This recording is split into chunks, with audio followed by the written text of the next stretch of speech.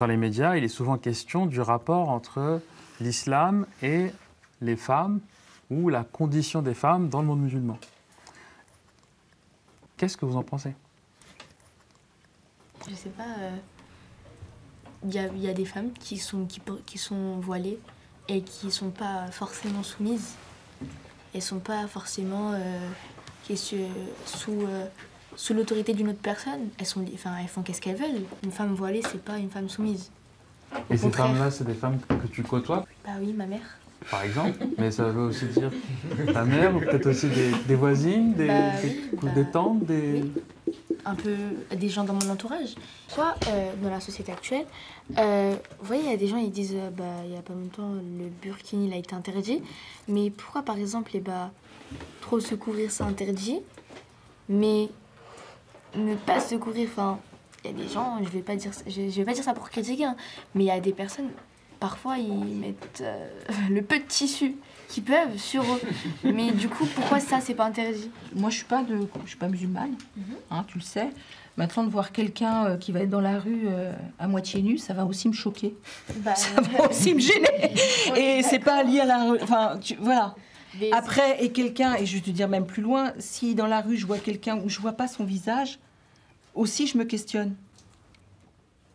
Donc, il y a 3 figures qui m'intéressent et qui vont me servir, en fait, juste pour...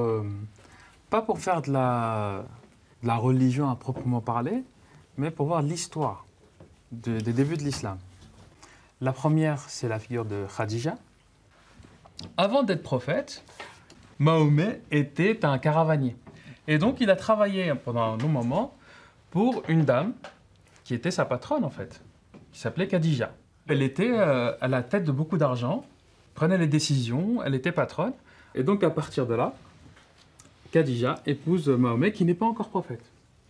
Mais là où va avoir un rôle important dans l'islam, c'est quand il y a eu la première révélation. C'est elle qui va le soutenir et c'est elle qui va lui faire comprendre qu'il a un rôle important à jouer. J'ai envie de parler de la deuxième figure qui m'intéresse. Waraqa, elle connaissait beaucoup le Coran, en tout cas ce qui a été révélé à son époque.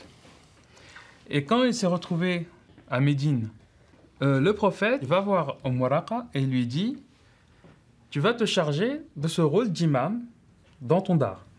On entend très souvent que les femmes ne doivent pas être imams, mais le sous-entendu aussi derrière, c'est que finalement, elles n'ont pas d'autorité en matière de religion.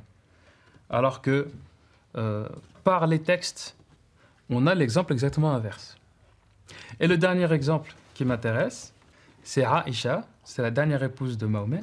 Ce qui m'intéresse beaucoup, c'est qu'il y a un propos, c'est-à-dire ce qu'on appelle un hadith, c'est une phrase qui a été prononcée, qu'on dit qui a été prononcée par le prophète, où il dit « Apprenez la moitié de votre religion de cette rouquine », en parlant de Aïcha, parce qu'elle était rousse.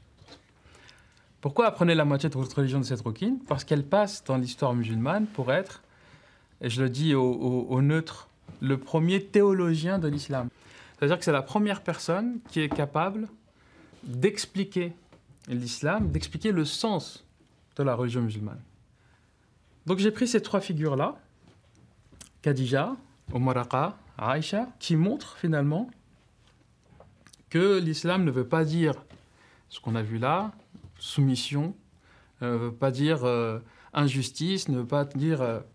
et ça change beaucoup de ce qu'on entend dans les médias. Quel est, vous, votre modèle de femme? La femme normale. Normal, ça marche pas. La normalité, elle est différente suivant qui l'exprime. Il y a peut-être des femmes musulmanes qui sont pas bien et des femmes chrétiennes qui sont gentilles et l'inverse. Donc quand je dis la femme normale, c'est que ça peut être n'importe qui, ça peut être n'importe quelle religion, n'importe quelle même apparence, même physique. En fait, ça peut être n'importe quelle femme. En fait, c'est à l'intérieur.